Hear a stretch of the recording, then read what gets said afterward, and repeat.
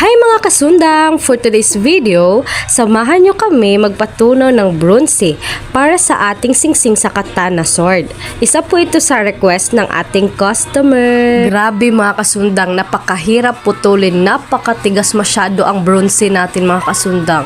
So dito na part mga kasundang no, nagpuputol ng bronze. So yan na yung pagputol ng bronze, napakainit pala. Gamit ang sander mga kasundang. So pagkatapos putulin ay ito na niluluto na sa kalayo para patunawin ang bronze natin mga kasundang. Grabe, napakainit. Yan.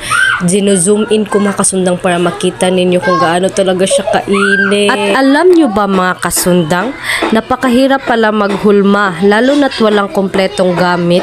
Napakahirap talaga mga kasundang, kaya utak-utak na lang talaga ang gagawin.